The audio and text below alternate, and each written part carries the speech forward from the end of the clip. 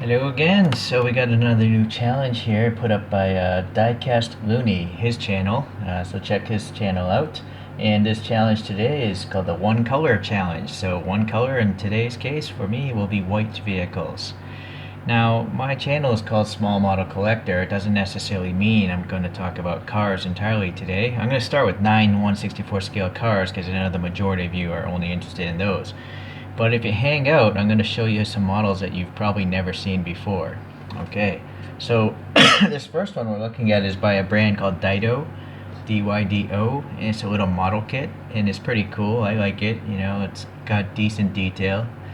It's a little notch below, I would say, Kyosho, but it's definitely better than a Hot Wheels.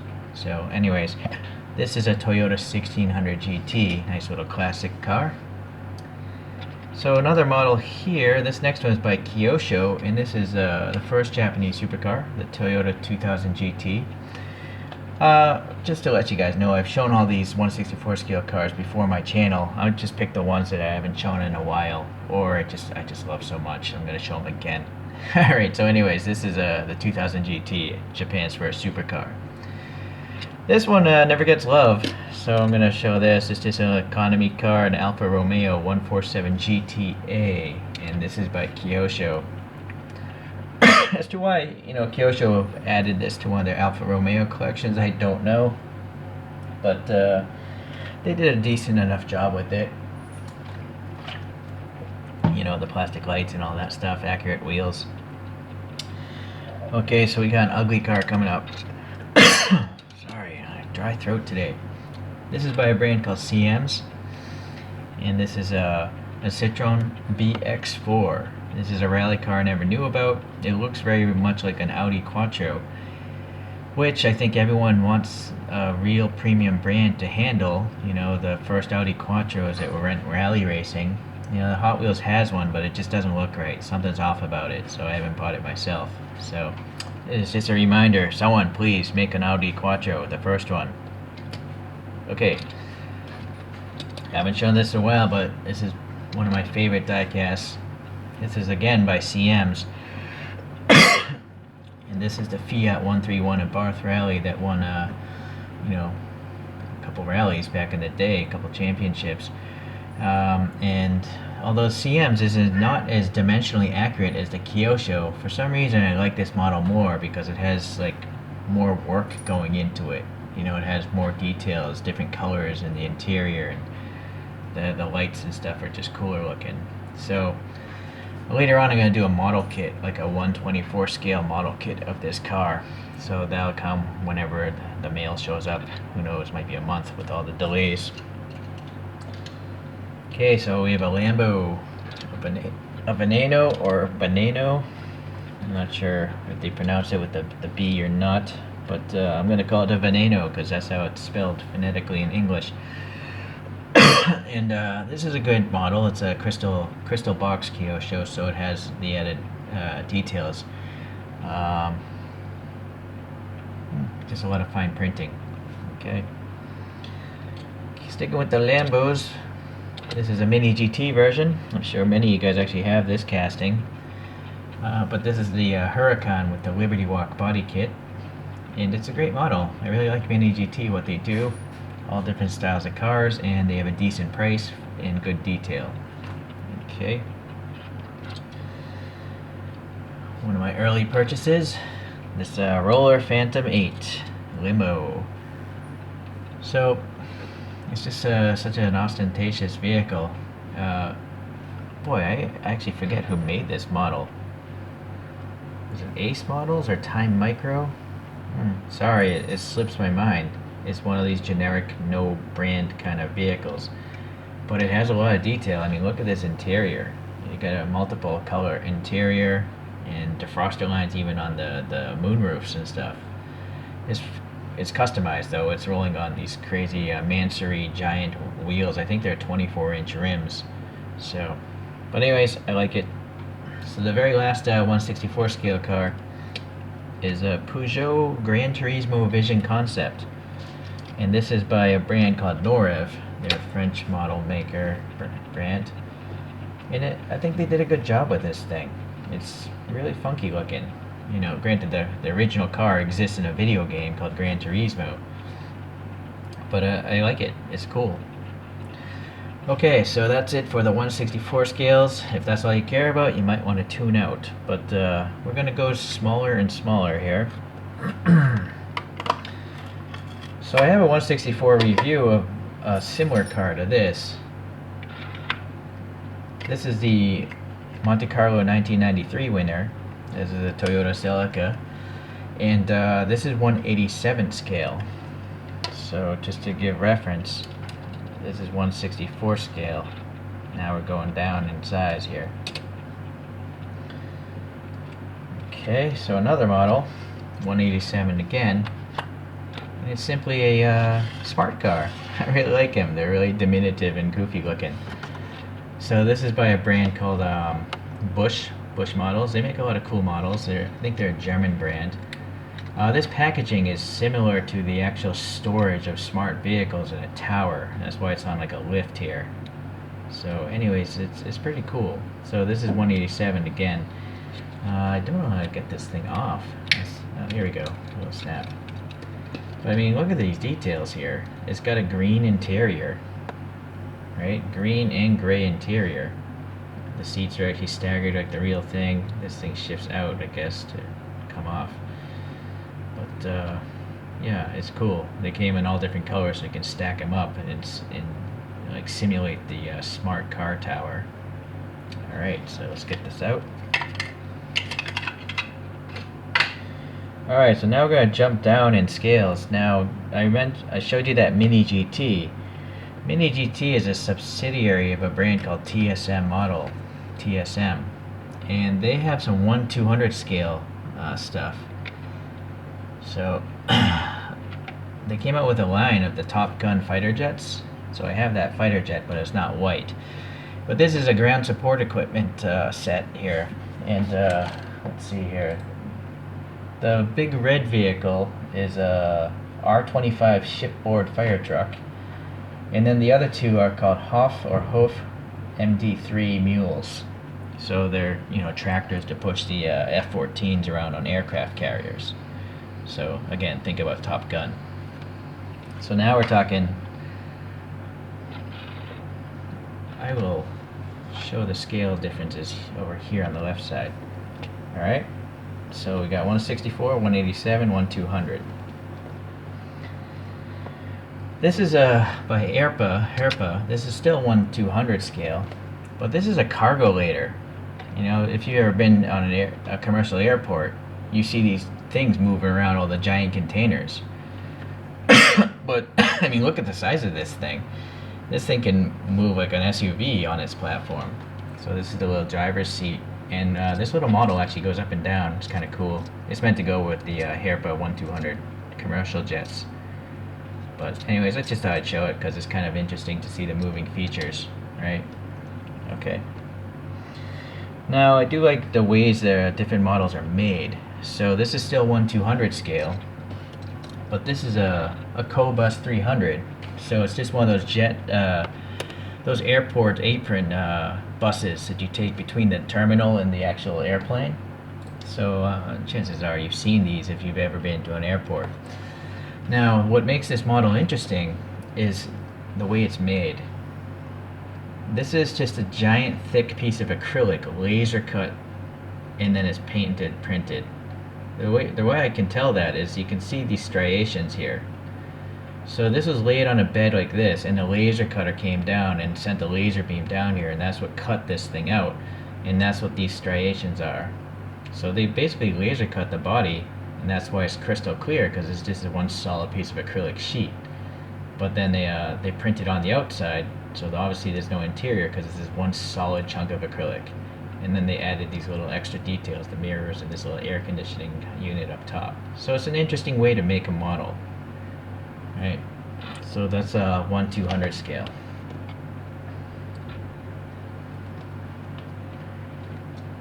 Okay, so now we're going to get to the small scale. Again, my channel is called Small Model Collector for a reason.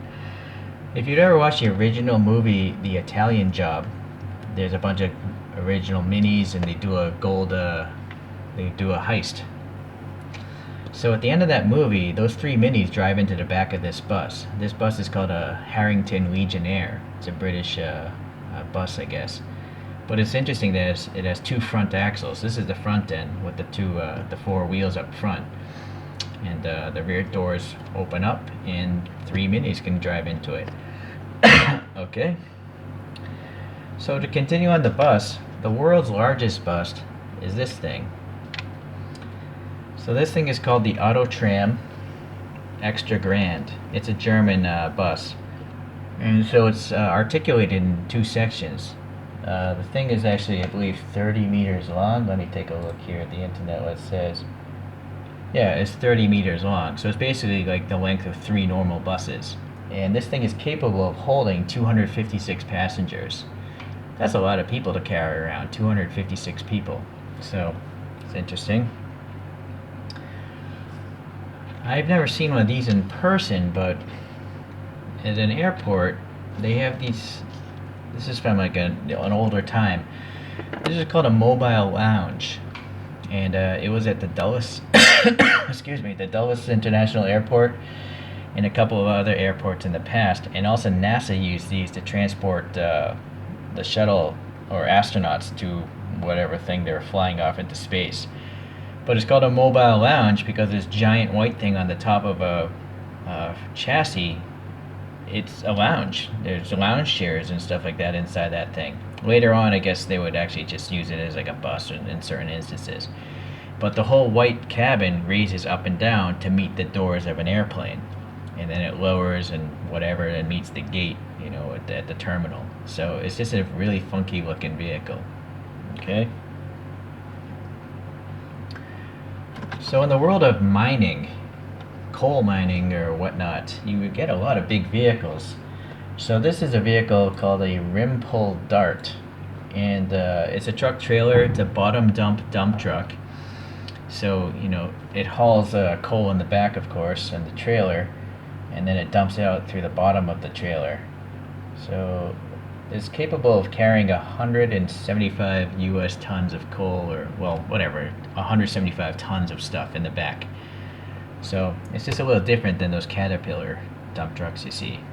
Okay. So this is 3D printed. That's why it's a little rough looking. A lot of the other ones were too. This one as well. Excuse me. Sorry, coughing today. This is the world's largest mobile crane. It's by a German brand or company called Liebherr. And the model is called the LTM 11200-9.1. And so this thing has 9 axles, and it's capable of lifting 1,200 tons. 1,200 tons it's capable of lifting. The boom itself is capable of going 100 meters, so it can lift something the height of a football field. So it's pretty crazy. Alright, so again, this is 1/400 scale. In fact, let's put that bus back on there so you get an idea how big this crane is in real life. Okay. Alright, so now I'm going to switch it up to some stuff a little sci-fi action. Why not? I like sci-fi stuff. I have a bunch of action figures, and you know, that's what I like. So I got to back out a little bit. Back in the 80s, there was a miniseries, a TV miniseries called V. It was about it was about a bunch of alien lizard people that came to Earth, and they were disguising themselves as human. They penetrated human society, and then they were breeding, and it was a funky miniseries. You know, I was a young kid, and I thought it was awesome. You know, space battles on Earth and stuff like that. These are the shuttles that they visited Earth from. There are these motherships, and then these are the shuttles that got them to the ground. So they had this thing called a Skyfighter, and that was their little fighter plane. And then they had a modular system where all the noses are the same, but then the back, you know, we have a small troop carrier, a medium troop carrier, a gas tanker or fuel tanker, and then a giant troop carrier. Okay. I showed this because this is 3D printed, and this is what a raw SLA 3D print looks like. So this is actually acrylic, and it's using a laser process. where lasers meet inside of a pool of resin to harden it. And that's why you can get some nice details with an SLA printer over some of the... I have a resin printer which I do a lot of wheel swaps with, and they just don't look this nice because it's just a cheaper technology. Okay, let's get that out of the way. Another sci-fi thing I like is the very first Alien movie, the first space horror called Alien. Man, that was a disturbing movie to watch when I was like, I don't know, maybe I was 6 or 9 years old, and I saw that on television, and that freaked me out. But anyways, there was a shuttle at the end of the movie that Ripley escaped on, and it was called the Narcissus. So this is the size. This is all 1/400 scale. So Ripley got into this shuttle. The alien was on it, and the alien got shut out the back and got, melted by the engines in the back of this thing. So this is an interesting model. Okay, let's get back down to Earth now. So all this 1/400 stuff exists because several years ago, I used to collect these things, 1/400 scale airplanes. So this is a Boeing 757, which you've probably seen or perhaps flown on. But Honeywell Corporation tests jet engines with this thing. So that's why you see this engine here on the side. They're testing it. So I never knew about this plane's existence, but yes, it exists in the real world. This model is made by a company called NG Model, and it's got really great detail. Let me see if I get the printing on it's super small. The graphics themselves wrap around the airplane. Look how tight these graphics are. So it's really, really nice. It's got these tiny metallic aerials, for radios and a satellite radome and all that stuff. So it's fantastic. I don't know even how they print on some of these compound surfaces. It's amazing, really. Okay. So that's 1/400 scale still. We're gonna do 2 more models of the same scale, and now we're getting into this the large plane. So this is an Antonov AN-124, and I've seen this at an airport. There are like 50 of these things flying around the world. They're generally freight carriers. The Russians, I think they designed them for military at first, but now they're used for commercial purposes in many instances. I'm trying to see how much it holds, but sorry, I don't know. The internet's not immediately telling me. So I just thought I'd pull that out because I've actually seen this in person, and you can see, how big it is compared to a 757, or how big it is compared to a bus. But let's see. The world's largest airplane, of which there's only one in existence, is made by the same company, and this is the AN-225. Okay, so this was originally designed to carry Russia's space shuttle and also rocket boosters, but the Russian space program didn't go anywhere. So this thing, I think, now is used to move freight around. So there's 6 people in the crew of this thing.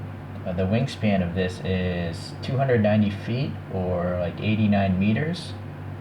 Max takeoff weight is 640,000 kilos, or 1.4 million pounds. So yeah, it's obviously it's a beast. I mean, the thing has 6 jet engines on it, right? So, I mean, this is a bus again, right? You can carry some serious stuff in an AN-225, but there's only one of them out there because, imagine chartering this thing, right? I can't even imagine what it costs to rent this thing. Alright, well anyways, so I just thought I'd share a couple other hobbies, and I used to collect all these 1/400 scale airplanes long before I started these diecast car reviews. So I just thought I'd share that stuff with you. And so again, Diecast Loonie, I appreciate the 1 color challenge, and these were my white vehicles for today. I'll see you guys in the next challenge. Thanks.